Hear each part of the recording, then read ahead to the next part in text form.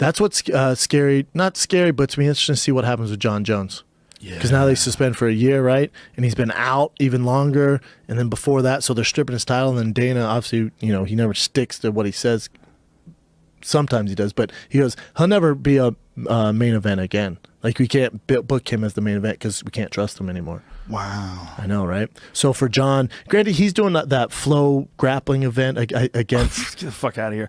That flow grappling, he could have been fighting for the UFC heavyweight title. Oh, no, I'm just saying, at least he's doing something active. Like, at least he's not Muhammad Ali. Yeah, I guess. He's lost millions of dollars, but at least he's doing something in combat sports. Well, he's only suspended for a year retroactively. So, July. It's up in July. Yeah, so he has to get... But still, it's been a while. Because remember, before that, he did that huge laugh before UFC 200. I know. So when he comes back, it's going to be interesting to see what we get out of him. I know, and then he came back and he fought Ovince St. Preux.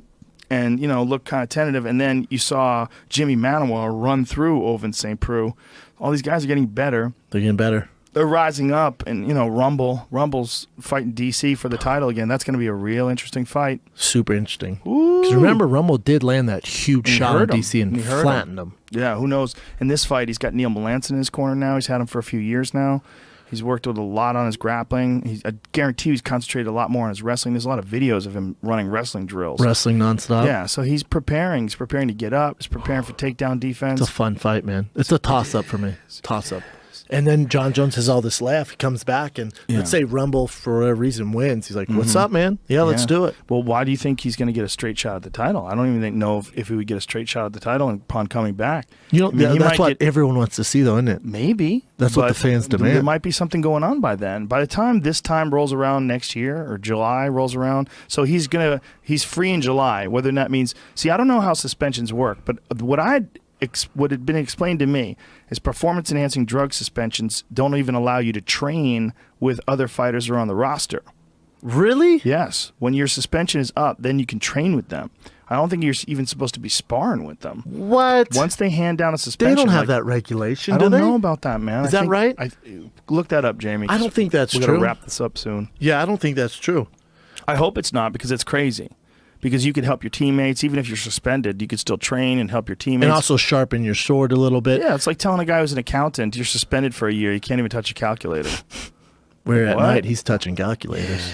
Yeah, he's going to touch them. Yeah, go ahead and touch that TI-83. Click. Ooh, you know the model touch number. That TI-83 Texas Instrument. Yeah, I'm a nerd. No, they used to make them, have them in school. I remember those. Now it's on your phone.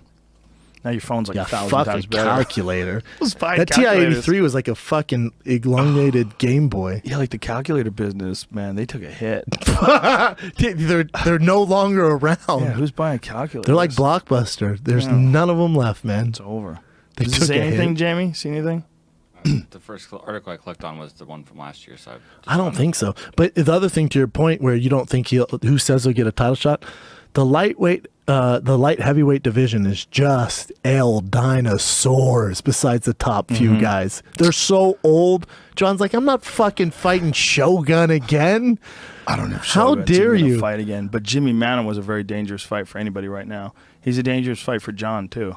Yeah. You are reaching, sir. No, I'm not. You are reaching. The way Manuwa lit up Ovince St. Preux. Did you see what happened when he fought Gustafsson?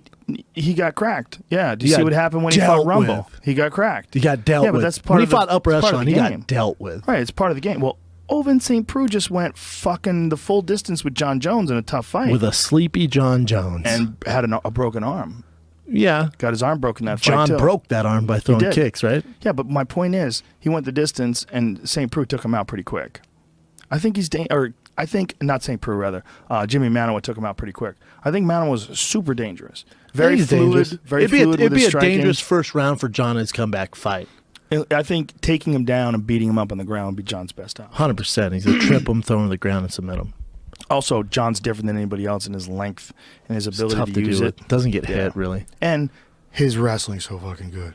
He's just so long and strong. Just not scared to go to the ground with anybody. But you look at light heavyweight division is hurting the most out of anyone, I think. You go down the roster like, God, dog, we need some new blood in this bitch. Yeah, you might be right. That might be the main event in Brazil is Ryan Bader versus Little Nog. Little Nog's like, yeah, I'll fucking do it. Yeah, I'll do it. I've been fighting for 35 years. Yeah, when is Little Nog? I move like a goddamn tortoise, but if you want to pay me, I'll still do it. He hasn't taken the same amount of punishment that his brother has, but he's taken some big knockouts. Yeah, hope. Remember when Sokaju knocked him out with a wrist? Oh my God. He like clotheslined him. Yeah. Yeah. And then the Rumble one was just horrendous. Just Dude, horrific. I told you I was in the back of the locker room warming up Pat Cummings. That motherfucker warmed up by basically doing like arm stretches, couldn't even hit mitts. He was so stiff. And I was like, who's he fighting? They're like, Rumble. I was like, oh, he can't go out there. I looked at his coach. I'm like, no, I can't speak Spanish, but no bueno. Yeah. Or Portuguese, sorry. Yeah, there's no I'm like, he can't go out there, man.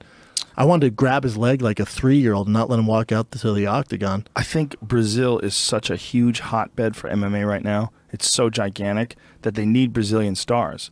And, you know, for the main event in particular, they like just don't have a whole lot of options in the light heavyweight division. So someone fucking wake up Little Nog out of his slumber because he's recuperating. Little Nog or Big Nog? Little Nog.